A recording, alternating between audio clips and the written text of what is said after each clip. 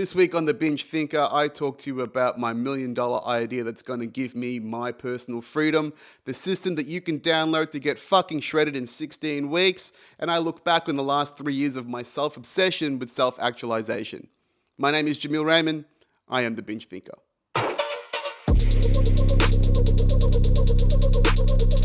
Hello and welcome to The Binge Thinker episode 42. My name is Jamil Raymond. It's an absolute pleasure to have you here as always.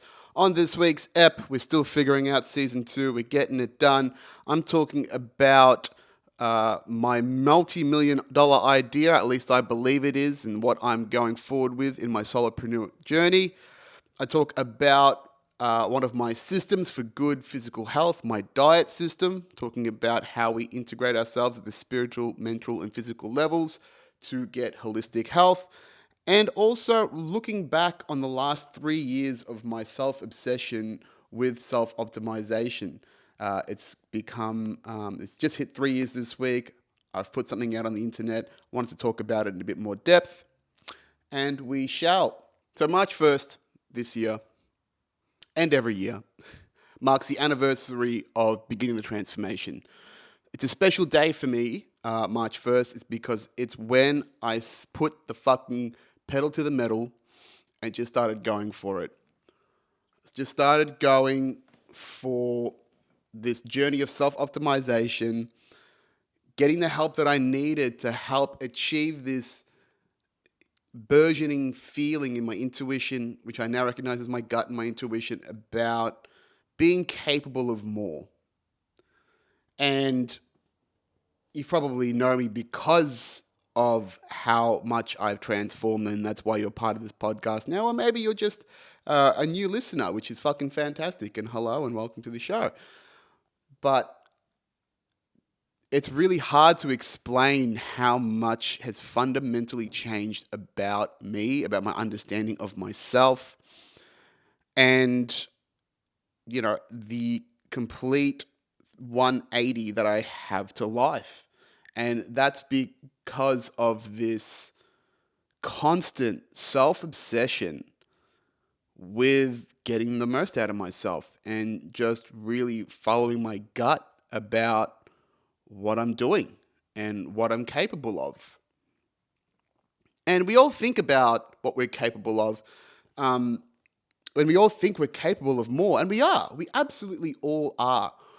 But there is this sense that we get held down by society, by the systems, the people that surround us, the environment that doesn't facilitate our individual capabilities. And I sort of talked about this a bit last week about, just being the boxed-in child and understanding and recognizing that the systems and the environment that we live in modern society does not facilitate our individual well-being. And that's something that I holistically believe in. Hence why I'm putting these systems and these things that I've worked at an individual level for me and putting them out into the world, because I believe what's good for me is what's good for you.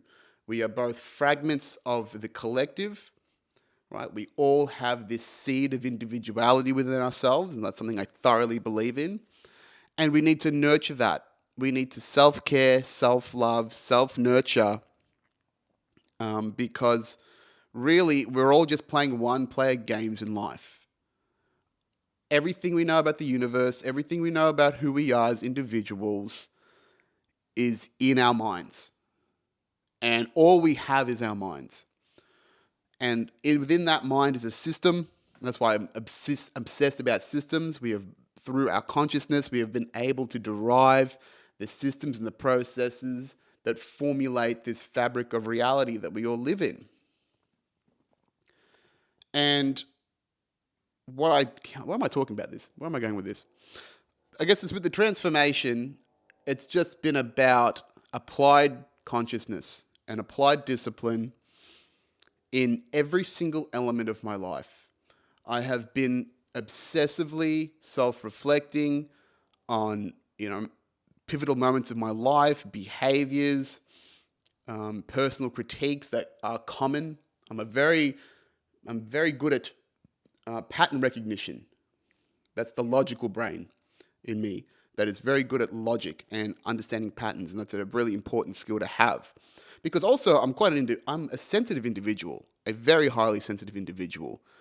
Unfortunately, that has been calcified and been damaged and had to protect itself through the harshness of the reality that we live in. And so, when people critique me, sometimes it fucking hurts, but often it doesn't. And that's the real polarity that I have in my own head, is that part of me is an extremely sensitive individual. That is the hurt child. But then also a part of me is this incredibly driven individual that wants the feedback, that loves getting better at things. And I think that is the non-hurt child inside me.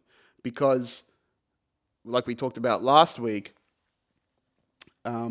yeah, that kid that wanted to answer all the questions and loved, knowing everything at school. It's a similar vein. It's the evolution of that. That's how I feel about it.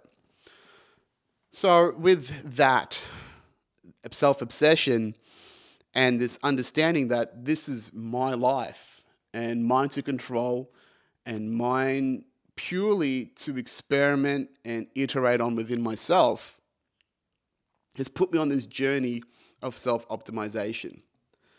Now, so the ambition does take it to a certain place, which is fantastic, but there's two sides to every coin.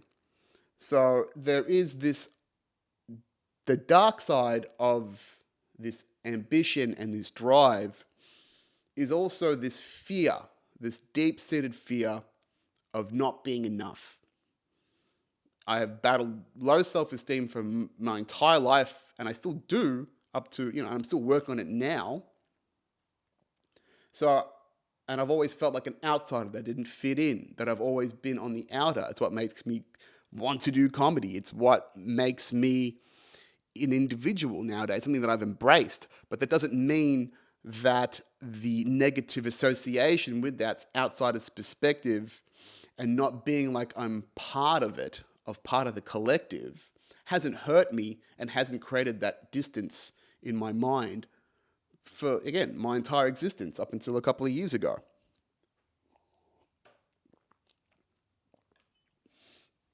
So what's this journey? This journey of self-optimization is just me tinkering with myself. Me just going, all right, what are the things to aim for in life? How do I get there? And how do I build them? How do I get better? And again, through this process of working on myself, building myself up in every direction, getting help, getting mentors, getting guidance, and just being obsessed with it. I mean, I don't watch free-to-air TV anymore. I have very few distractions in my life that are not relevant to some aspect of self-improvement in my life.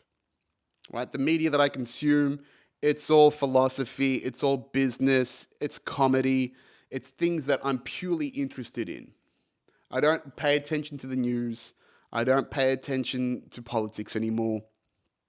I just don't give a fuck because I've recognized that it doesn't serve me anymore. Now, this degree of self-obsession does contain a degree of narcissism, or at least I fear that it does. But we are all a little bit narcissistic, and there is societally this massive dearth of self-care about putting ourselves too far into the needs of others and focusing too externally on the outside world to solve our problems when they are really all just within us. Sure, you need external elements like good food and sun, and you need to cultivate an environment and inputs that facilitate our holistic health. But as far as making peace with your pain, reinforcing positive behaviors, reflecting on these memories and these stories that we tell ourselves, so much of that is just done in solitude. But of course, you need to also have mentors, guidance, people, right? I've got a tribe of mentors. I've got a tribe of people and resources that I've facilitated and cultivated over time to help coach me, guide me, give me external guidance, because there's so many elements of this self-actualization journey that you need to get out of yourself of. So many elements of the old you that your body is quite attached to, the ego is quite attached to, in trauma, in your freeze responses, um, just, you know, these things that paralyze us beyond what the intuition in our gut and this newer story that we're telling ourselves about ourselves to get better, so it doesn't necessarily hit the right way, and it doesn't necessarily undo that damage or recompartmentalize your thoughts and belief systems about who you are. And that's probably a good way to take this back, is one of the biggest learnings that I've had about this transformation process in the weight loss, in the wealth generation, in the creating business.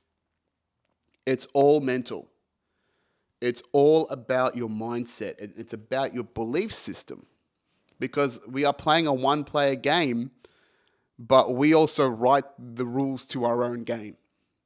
And for the longest time, up until we have generated self-awareness and cultivated a sense of self, those rules and those definitions have been coded into us by society, by our families, by the examples of others that we just absorb like sponges. But the constant battle every day, it's not the heavy weights, it's not trying to figure out how to make more sales. It's the belief system that you can do it. And it's not listening to the ego when you approach that next level, when you get to that level of discomfort, when you live at your edge. That's the constant battle. In every element of your life, you will face your ego over and over again. Why? Because as we walk into the unfamiliar, into the unknown, our egos hate that. And the function of the ego is to protect ourselves and guide the mind, or the brain rather, and the body into what is known.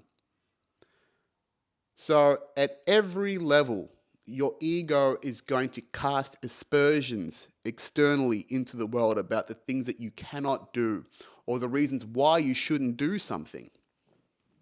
And they could just be fucking bullshit narratives. And most of it is the judgments of others. But if you do not listen to that, if you recognize and you get enough runs on the board of your successes, you can recognize that in the nature of your mind as it is what it is. That is the nature of your ego. Once you accept that, once you can appreciate it, you can step forward, you can grow, you can evolve. And yeah, the mental aspect, mental mastery is the battleground in every element of transformation. Like, it's ingrained into me to exercise 5 to 6 days a week now. It never used to be. No, actually, it used to be, but what happened was, when you yo-yo and you go up and down in your weight, and you people that get fit and then get fat again, what they haven't done is change the mental procedures, stories, processes, triggers in our minds, or in our minds, that preclude eating unhealthily, right? I'll give you a perfect example.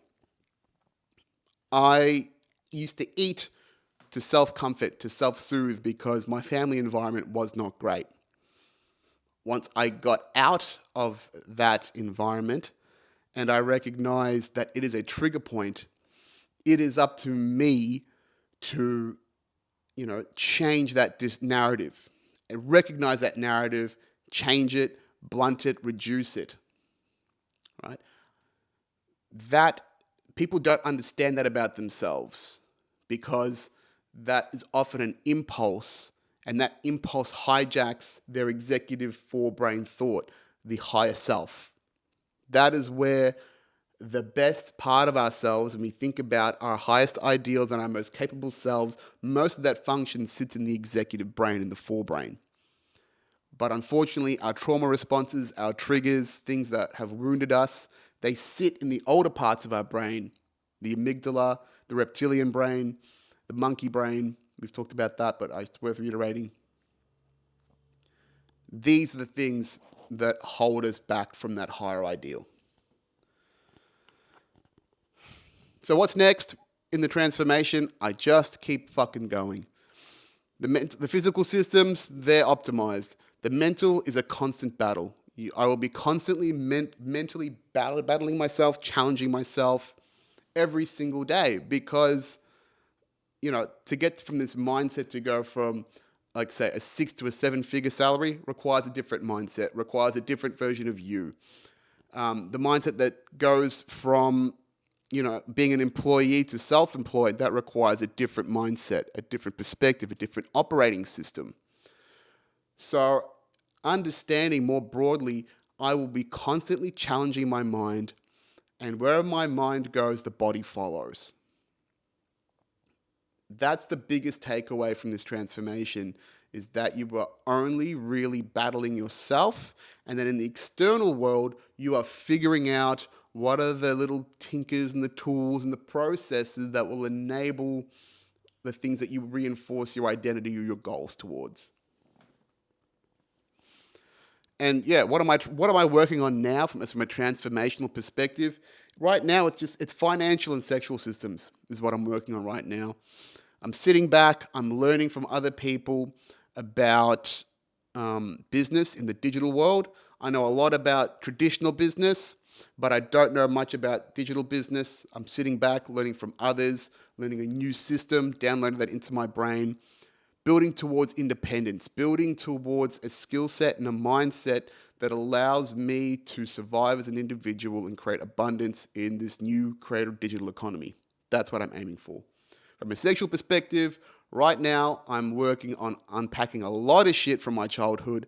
I did not realize until I went to therapy and I've had these constant issues with anxiety, sexual performance, all that sort of stuff, how much I have to unpack and how much pain and shame I have to undo. So it's taking a lot of work at the moment to optimize that. And that is something I'll definitely be talking about when it's ready.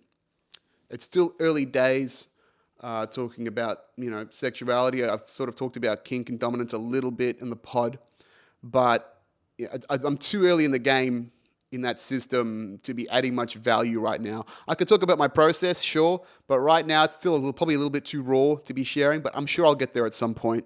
My broader vision for this podcast is to really just share every degree of my life with you guys because I'm sure it's helpful. Because, again, the problems that I've faced and that I'm solving, I'm sure people just like yourself have asked the question, too afraid or too ashamed to address it, or you just value what I have to say, which I appreciate. So here's the thing as well with the transformation. I put out this post on March 1st. I took myself out to a nice dinner to sit back and appreciate me, how much I've done for myself. If you haven't seen the post, let me just talk you through what I've done in the last 3 years. Okay. And I'm just reading from the list here. In the last 3 years, I have lost 15 kilos in 16 weeks during the first lockdown. I have optimized my sleep and my diet and my exercise to get me to a regular 10% body fat, which is abs. I've doubled my testosterone naturally. I've doubled my income into the top 3% of earners in Australia. I founded 2 businesses. I've produced dozens of comedy shows. I even ran a queer comedy show as a straight cis man. I've been recognized as a cultural leader in one of Australia's biggest brands, Telstra. I DJ'd for the first time. I played bass live for the first time in 10 years. I started this podcast. I've become a better son, a better brother, a better friend.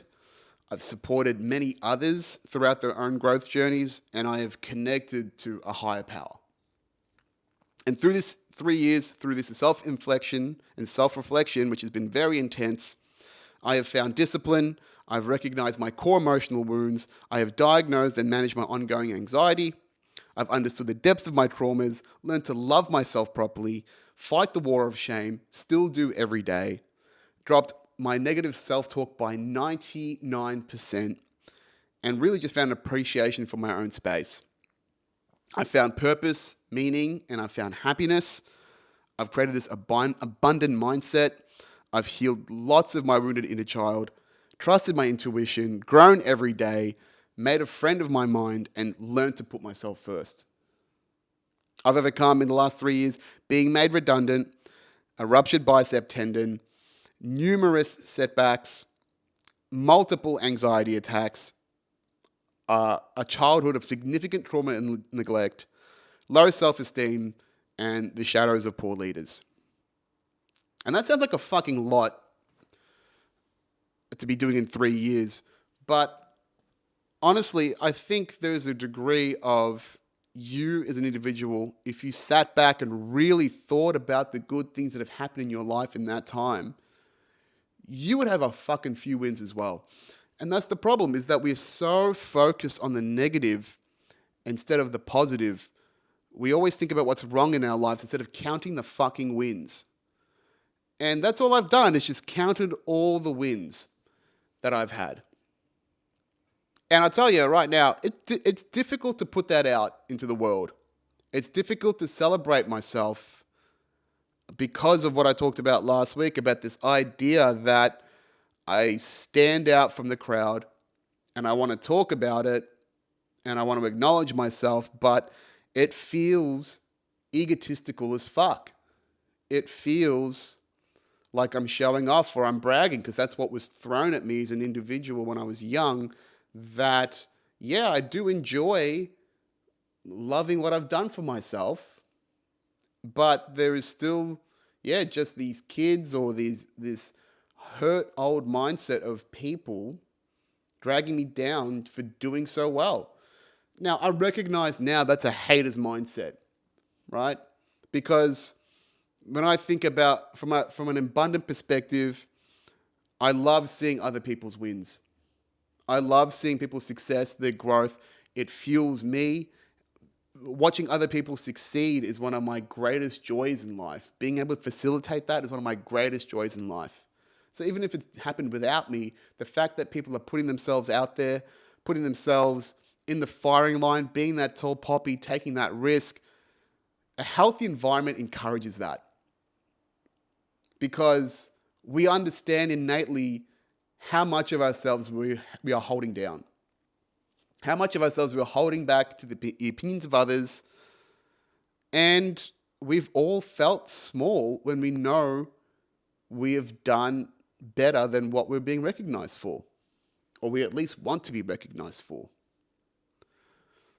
So it's still, like, it gets easier every year to sort of look back and talk about my successes.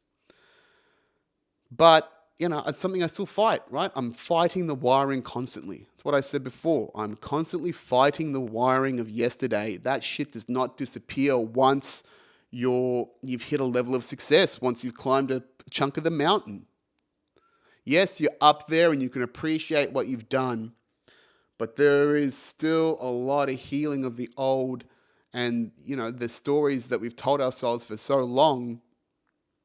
It's hard to undo 20 plus years in a couple of years, right? It gets lesser, sure. Like I talked about there, my negative self-talk and my self-criticism has significantly dropped,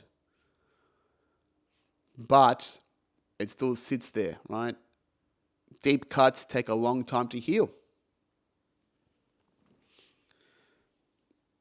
But that's it, You got to keep healing. It's not one and done. It's not a Band-Aid, right? Flesh, chick stick scars, looks cool, heals few weeks, few months, if you're me. The emotional stuff, That can be your entire life, depending on how bad it is and how advanced the treatment you've taken yourself to get it done, right? I can't think of anyone, or not that I know of anyone, that has completely healed their trauma, completely healed their traumatic or core wounds. I mean, if there are stories, I'd love to fucking hear about them, right? So it's a journey. I'm not done. I never will be done. I just iterate day by day, and it's been fucking amazing to date. And I hope that this gives you a little encouragement and, a little inspiration to go out and just invest in yourself. That's really what I've done the most, is I've bet on myself and invested in myself, and it has been the biggest payout ever. It will continue to keep paying out because the systems that I create now are wealth for my own well-being, my own financial freedom, achieving the things that I want in life, not achieving what other people want in life. Fuck that. I've done that for other people. So I want to get out of fucking working for a corporation. I'm sick of living other people's dreams. So next up, it's system time, baby. So I've talked about systematic thinking on the last podcast.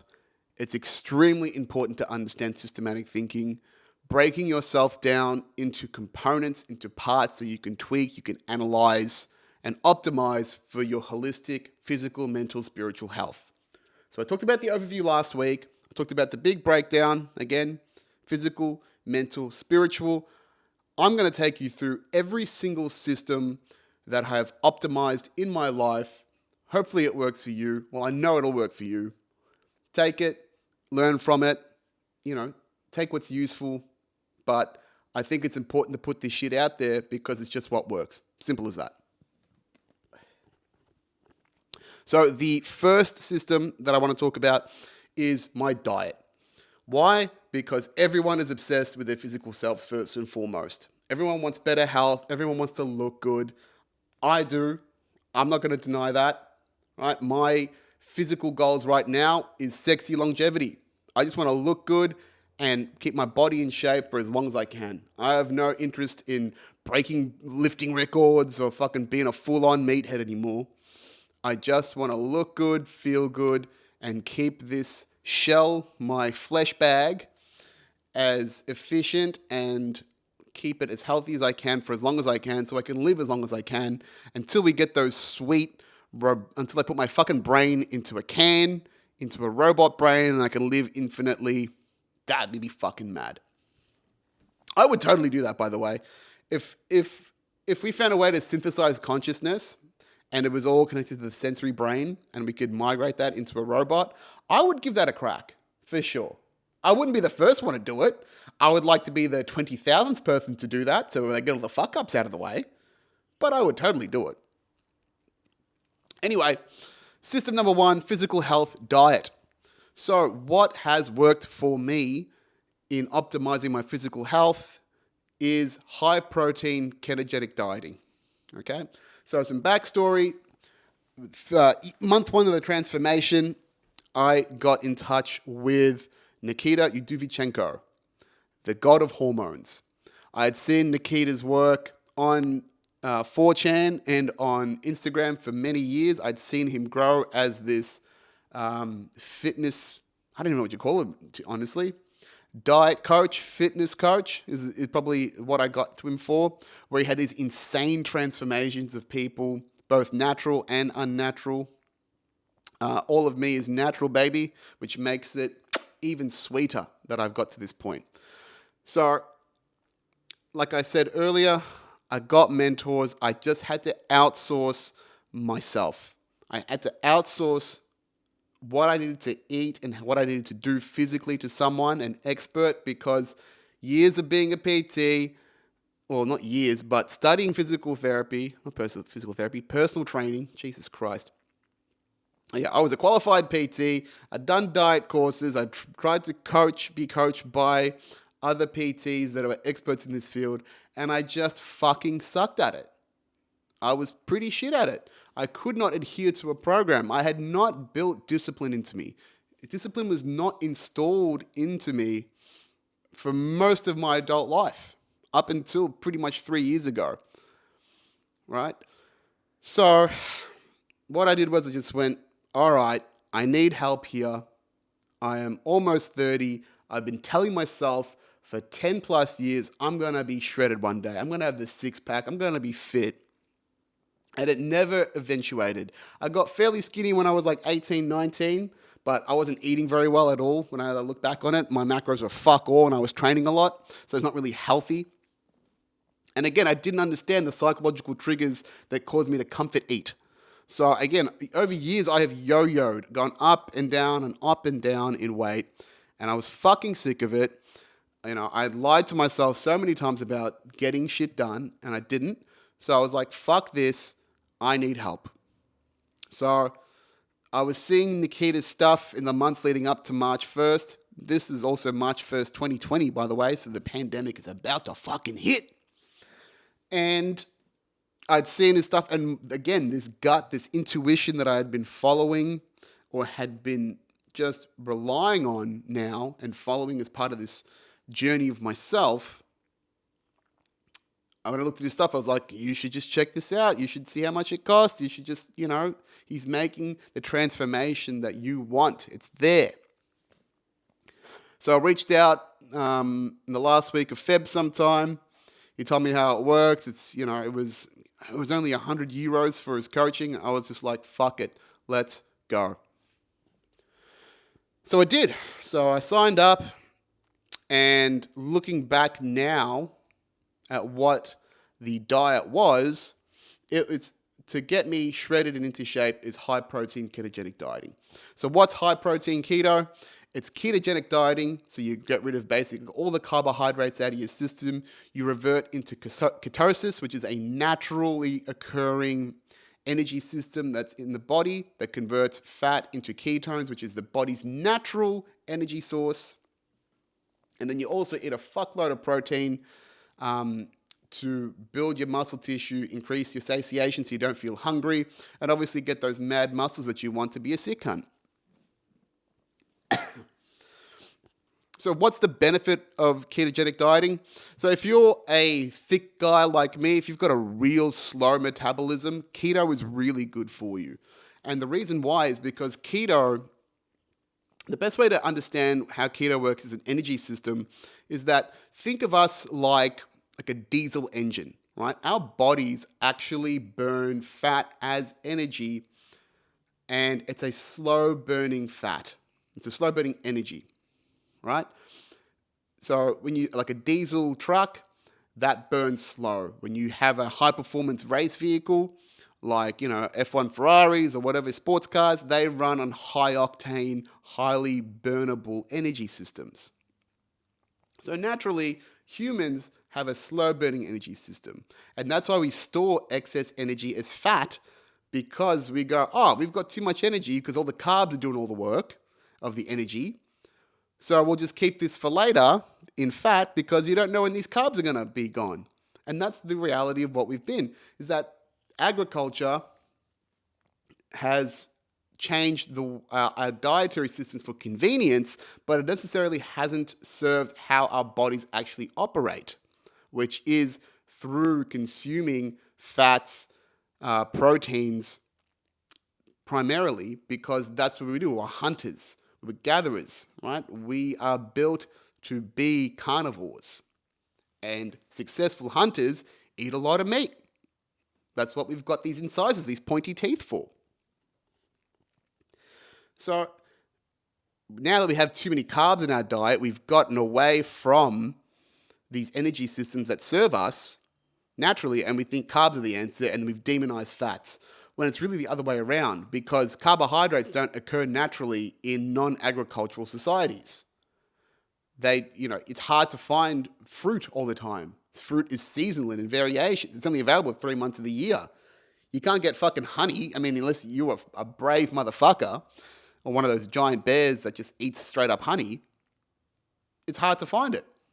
Potatoes, tubers, starches, they came in small supplies, and it wasn't until agriculture came around and we understood crossbreeding and cross-pollination to make better, larger vegetables, we only had carbohydrates, starches, tubers in small amounts, right?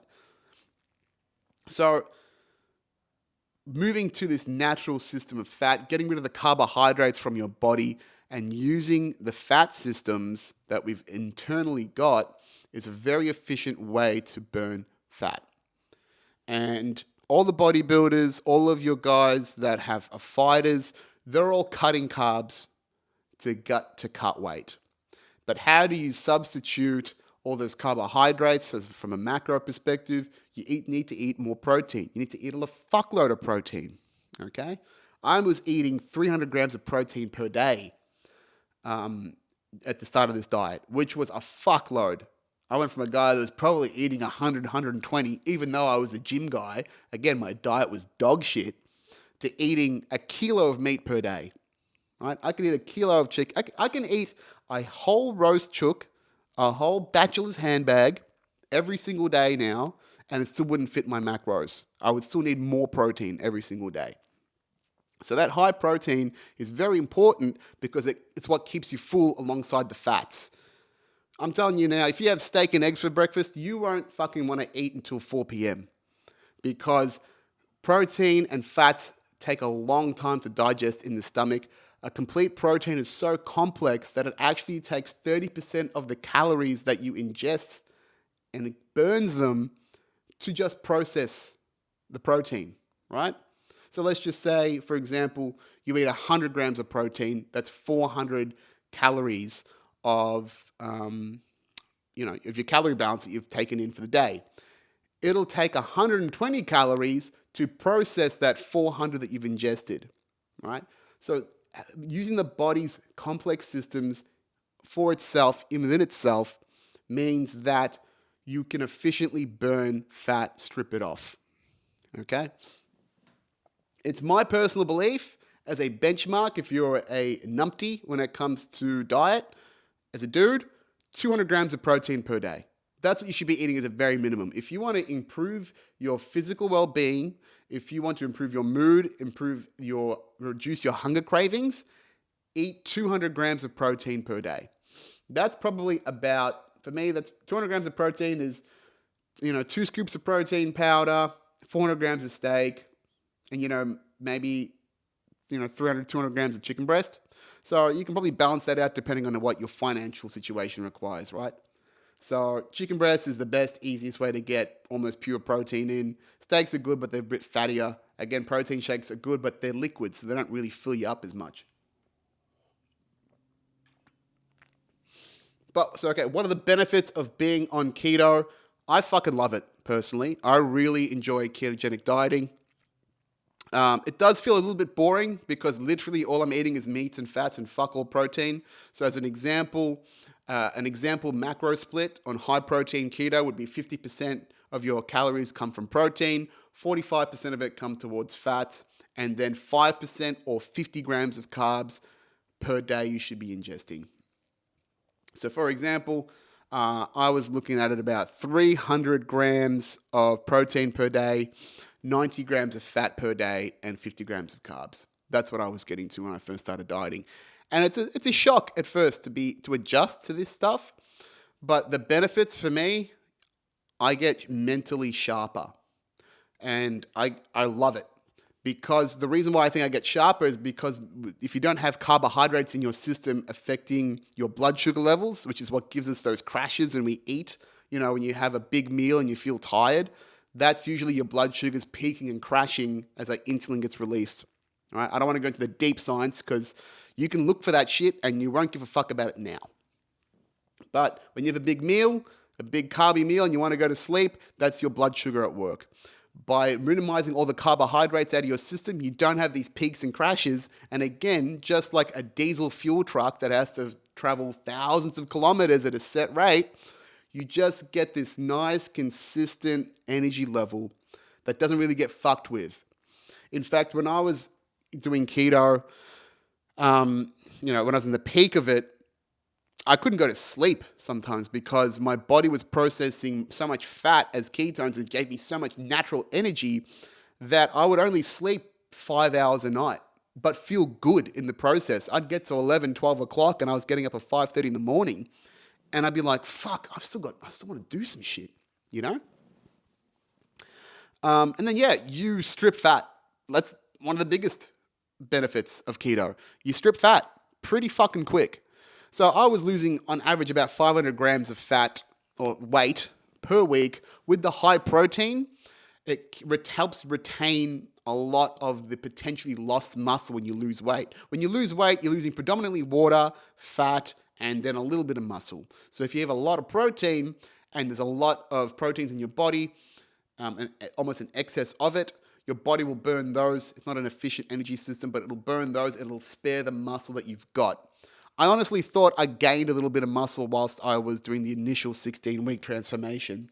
So for the record, I did high-protein keto and just followed Nikita's systems for 16 weeks from March till June. And I lost, 15 kilos. I went from about 25% body fat to sub 10%. And that diet was, a fuckload of chicken thighs, fuckload of steak, protein powders, salads, and Mediterranean style eating, lots of grilled meats, lots of olive oil, bit of salad, cucumbers and tomatoes and whatnot. And during the pandemic, you couldn't really do anything but sit at home and cook your own meals anyway. So that's what I did. I just invested in some good pots and pans and like a grill pan that worked on, on my stove.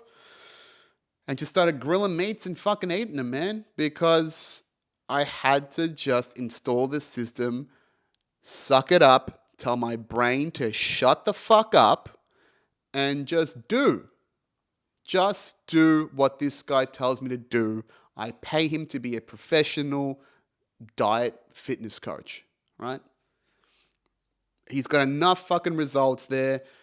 Our minds create so much resistance and create 1,000 reasons why it'll work. It won't work for us, but it works for other people. Again, that is your hurt ego. That is the lazy old you getting in the way of some progress. That is the ego at work.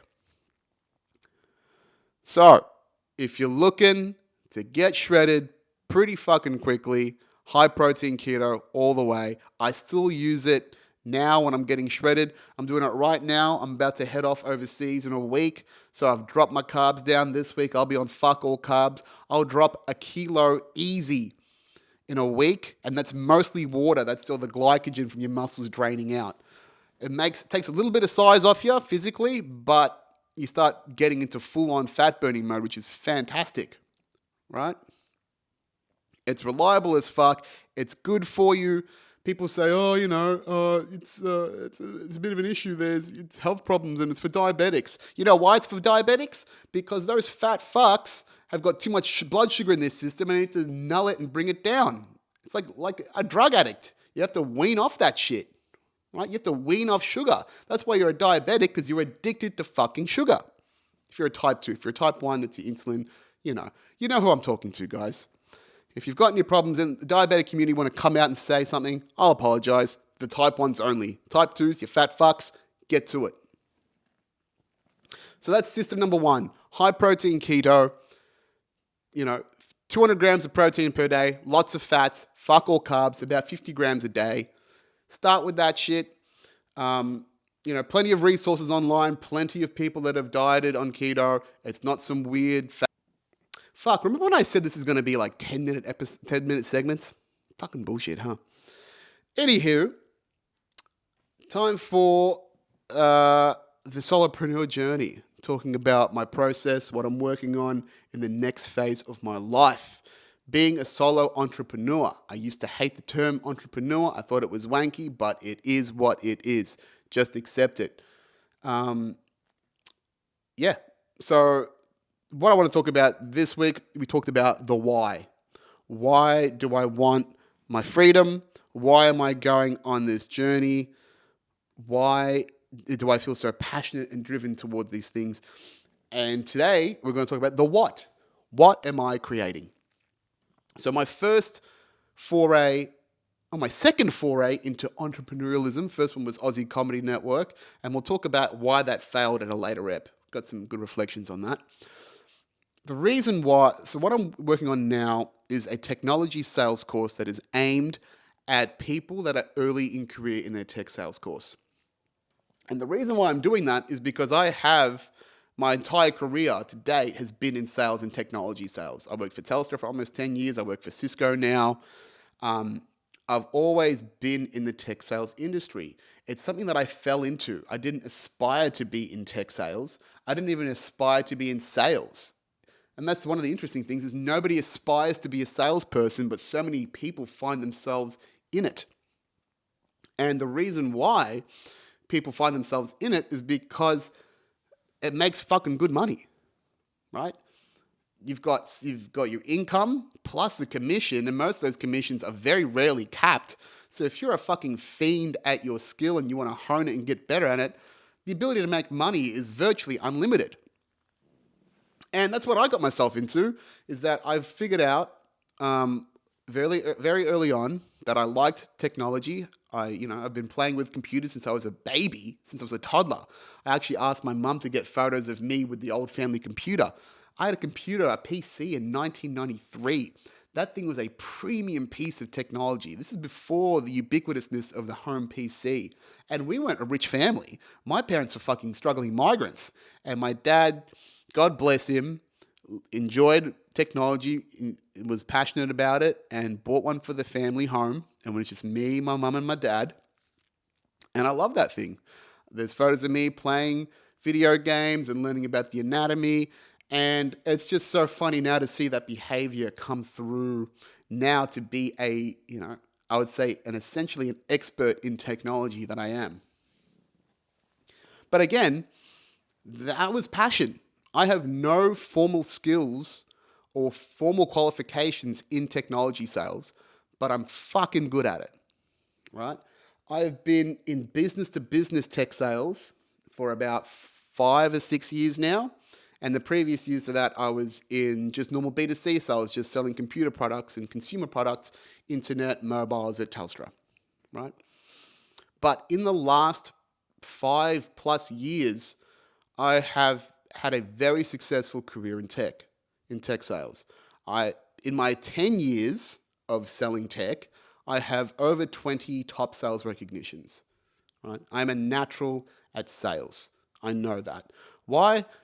Pretty simple. My value statement when it comes to being a good salesperson is not about the sale itself. It's these three things. I love helping people by solving their problems with technology.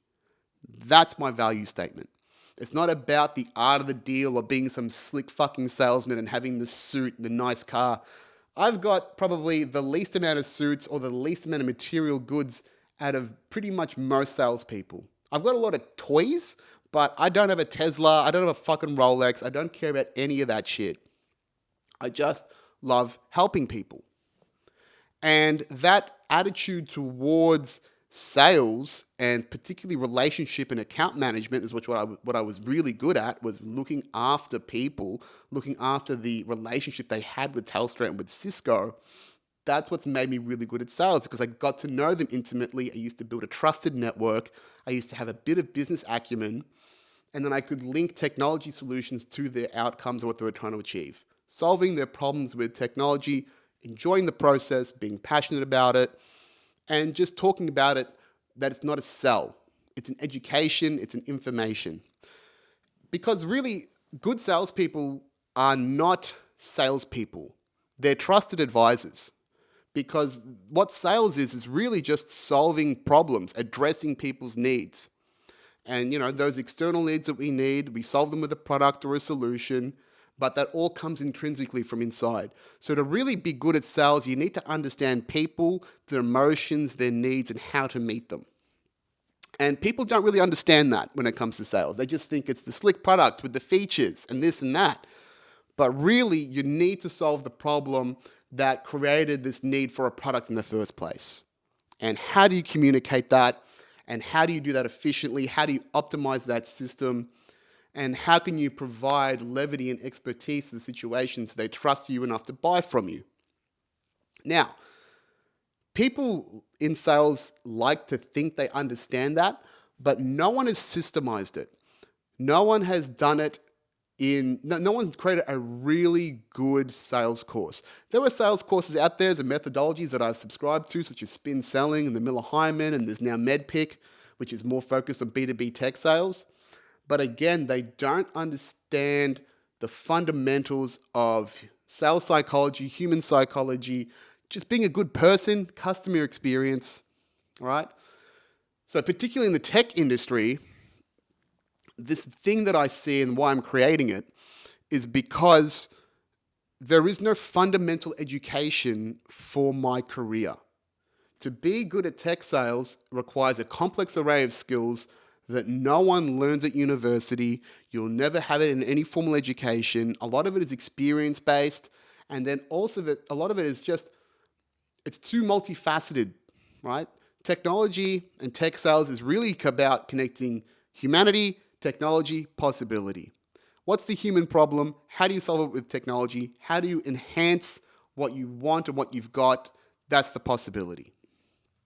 So, and now tech runs our worlds. It runs our lives. We are integrating towards tech. We are moving towards the singularity. But the fundamentals of how we communicate the effectiveness of tech and how we utilize it is still extremely underutilized. And what do I mean by that is that, like, tech, the top 3 or 4 companies in the world are all tech companies, right? But the people that sell the tech, almost none of them had formal training in sales and in account management and relationship management. There is no specialized education for this career. And now I recognize that. And I'm going, wow, that's insane, right? This is a multi-trillion dollar industry. And everyone thinks, oh, it's about getting an IT degree. No, it's not. It's actually about being a good person in the tech industry, because the tech solves all the logical problems, and eventually all the tech will solve itself, because we will continually optimize and it'll learn through AI, and it'll self-heal, and it'll create efficiencies, and gets through our emotional irrationality that prevents us from being efficient individuals, optimized individuals like I am. I've had to take so many emotions out of myself to become this optimized state of mind and state of being. So it means it's never been more important to be a human in the tech industry, to be a people person, to understand emotions, understand stakeholders. What do they want? How does that relevant to the context of the solution that they're trying to look for? How do we solve human emotional needs with logical technical solutions? That is one of the core fundamentals of what technology sales is. But no one teaches it, right? Everyone talks about how to prospect customers and understanding how to forecast, and everyone talks about the technology and the product and how it creates these new things. But the fundamentals, they're all missed, they're all glossed over, right? A lot of people are in tech, like myself, that don't understand the fundamentals of technology. They don't really understand their sales process that very well. And that's why people keep quiet about it, is because they sort of wing their way through, just getting reps and getting just better without guidance. And so what does that do? That means, they get secretly afraid they're going to get found out, that they're not as good as they actually think they are. So many people keep quiet about it. And because you make so much money, you go, well, I've made my money. Why the fuck would I care about anyone else? But I didn't get into tech sales because I was passionate about tech sales. Again, I fell into it. I love to solve problems. I love to help people solving their problems with technology. Now, guess what? That technology does not have to be tech. A digital course is also technology. Technology is anything that creates efficiencies in processes, in the human condition, essentially, right? It's not all about circuits and fucking IP connections and hardware. Oil was a technology at one point. The printing press was a technology at one point. Okay? So when I change that perspective on who I am and what I can do, I inverse the lens, and instead of solving technical problems, I'm solving people problems. And the idea is no one teaches you how to be good at tech sales. And the years that I had spent learning my craft sucked. I had no technical background, almost no guidance, and I sensed the pain, right? It's such a complex business, such a complex role that doesn't have to be as complex. It will always be complex, right? Because the value that it provides in the long end and the long effect is substantial. You can have a very comfortable career, six-figure plus career in tech sales without any formal qualifications. And that's what's happened to me. And that's what's happened to so many people in the industry. But as people aspire and they want to work towards and they want to work in the tech industry, there's nothing there to facilitate their growth and accelerate their growth in that place. There's no fundamentals around that. So that's what I'm creating. I'm creating a fundamental course. Everything that I wish I had known when I had started out was put in front of me in my 10 years of tech sales. That's what I'm creating right now. I'm building something called the Tech Sales Academy, where I will be documenting, and I've been writing out this course on and off for a while now. I started writing it almost 2 years ago when I was in my hiatus between jobs, between Telstra and Cisco, in the woods, as I talked about in a previous ep, where I was unemployed, or, I chose to take some time off so I could build ACN. And then I also built this course, and I chose to go with ACN initially because it felt like more of the passion than the dream. And so, now being in Cisco and being in the tech environment again and looking around at the next generation and going, fuck, these guys need help. I go, well, this is perfect. Here's my target market, and here's what I can create value in. Because what I've got is a multi-million-dollar skill, right? In the last 5 years, I've closed somewhere between $25 and $30 million worth of sales based on what I know about tech sales, right? In the last 5 years. So that is an extremely high-value skill. I know how to make that much money move in the market, right? Being in tech sales, in the first 2 years, it's very acceptable and fairly common to have a six-figure income in the first 2 years of your tech sales career, again, without any formal qualifications. It took me just about 2 years, actually, to get my first role in face-to-face sales, as opposed to being in the billing team and the support team, which is what I had to do to get into tech sales. Yeah. And I ended up on 110K, presuming that I hit my target, which I did. I think I closed like 130% to target, so I had a nice little kicker on top, right? But again, being on a nice six-figure income, it's a fairly cushy job. I'm not in the fucking trades or I'm in the mines. And if I'm good at sales and I'm good at talking shit, that's a great way to make an income. And I still enjoy it to a degree. Actually, I enjoy it a lot. If I was left to my own devices at Telstra or any account management role in tech, I'd fucking be pretty chill. It's probably a good thing that I'm not in the role because I might get too comfortable. Actually, that's probably not true. There's still this insatiable need for me to keep building and doing shit. But it's still a role that I'd be happy to be in because, again, I get to work on those fundamentals. The fundamentals of being a person that loves to help people, solving their problems with technology. I keep hitting those three, and I'm good. That's part of that central purpose that I'm working towards and expanding my horizons on and interpreting it differently, right? And the reason why I'm building this course, again, huge gap in the market, a lot of potential for it. I've already tested this in early days and I've got some really positive feedback because, again, it's this massive gap. And you know what? Why not me? Just like every other attempt at building something in this life and what I built with ACN, why can't I fucking create it? I'm passionate about helping people. I love mentoring and developing people. It's one of my greatest achievements in life to date, is creating impact towards others. I originally called this course Impact Sales Academy because that's what I want to do, is create impact and empower the next generation. I mean, sure, do I want to make money in my own financial freedom? Yeah, absolutely. But I want to do it in a way where I'm providing intrinsic value that energizes me when I do it, right?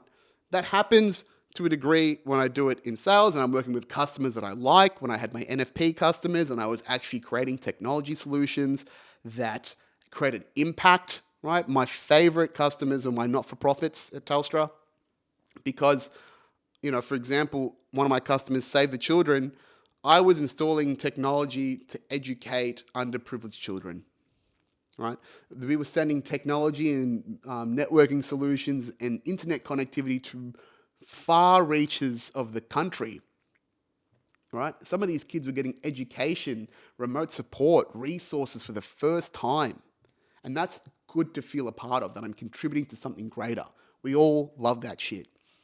So if I can bypass that by helping individuals, of being of service to them, creating a scalable digital product based on my 10,000 hours of highly acclaimed sales expertise, that's a fucking potent recipe.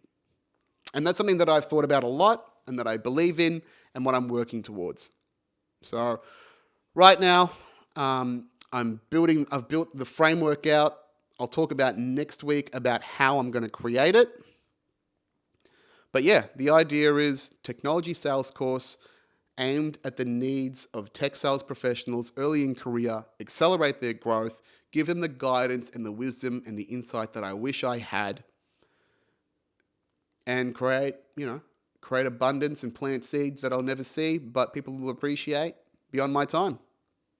Maybe not beyond my time, but hey, just being of service. That's the mission. All right, fuck. That's the podcast. I'm sure I've gone way over 10 minutes for all those segments. I can't tell. But hey, I'm on a roll. I felt like I was on a roll. So probably it was engaging, and I'm sure you'll have fun. Let me know in the comments. Come feel free to talk a bit of shit. If this is something you're interested in, guys, like and subscribe. You probably already know that by now. Jamil J. Raymond on all the socials. Hit me up there. I've got a pretty serious content schedule coming up soon to start promote my tech sales stuff. If you're in the tech sales career and tech sales industry and you're interested in being part of a trial or a proof of concept, the early days of this course, please reach out. If you want to get into tech sales and you would love to know more about what I'm doing and why, because if you're considering it as a career option, hit me up. Jamil J. Raymond on all the socials. Always happy to help. If this is something that you've really enjoyed, share it. The best way for me to grow as an individual and to grow my brand, quite honestly, is to have people that, like yourselves, that love what I'm doing here, share it with others. I'm just going to be pumping out valuable shit, insights, systems, self-reflections. That's the pod now, right? So you're going to keep getting high-grade, quality insights to help you become your best self as well. Thank you, bingers, and I'll see you next week. Bye for now.